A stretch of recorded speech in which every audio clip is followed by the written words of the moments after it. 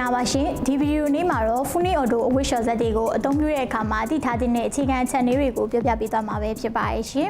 ပထမအချက်အနေနဲ့အဝတ်လျှော်စက်တွေကိုအသုံးပြုတဲ့အခါမှာအဝတ်လျှော်စက်ရဲ့အောက်ခံဘုတ်ကိုချွတ်ပြီးတော့အသုံးပြုပေးရမှာပဲဖြစ်ပါရဲ့ရှင်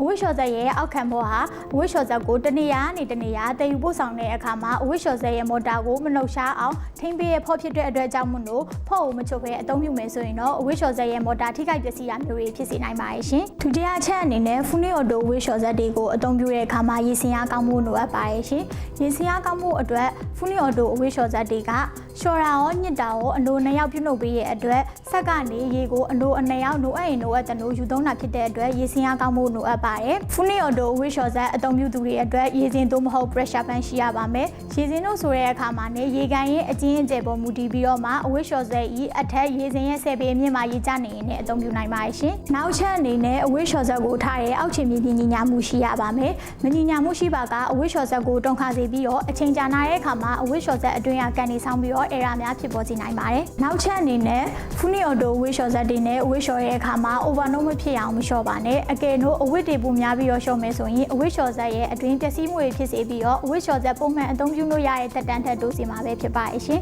နောက်ဆုံးချက်အနေနဲ့အဝတ်လျှော်စက်အတွင်းမှာရှိတဲ့ရေထုတ်ပိုက်ကိုမြင့်ရာအနေနဲ့ရာထားပေးဖို့လိုအပ်ပါတယ်ဒီလိုမြင့်ရာအနေနဲ့ရာထားပေးမှသာအဝတ်လျှော်စက်အတွင်းမှာရှိတဲ့လျှော်ပြီးသားရေတွေကကောင်းမွန်စွာစီးဆင်းသွားနိုင်မှာပဲဖြစ်ပါတယ်အကယ်၍ရေထုတ်ပိုက်ကရေတွေမစီးဆင်းမှုဆိုရင်ကန်အတွင်းမှာရေတွေကျန်ပြီးတော့အဝတ်လျှော်စက်မှာ error ပြပြီးတော့အလုံးမလုံးနိုင်တာမျိုးတွေဖြစ်စေနိုင်ပါရဲ့ရှင်ကဲဒီလိုအချက်လေးတွေကိုသိရှိသွားပြီဆိုရင်တော့ Funi Auto အဝတ်လျှော်စက်တွေကိုအသုံးပြုတဲ့အခါမှာရရှိအဆင်ပြေစွာအသုံးပြုနိုင်နိုင်မယ်လို့မျှော်လင့်ပါရဲ့ရှင်ဒီဗီဒီယိုလေးကိုအစားဆုံးကြည့်ပြီးရတဲ့အတွက်လည်းကျေးဇူးတင်ရှိပါရဲ့ရှင်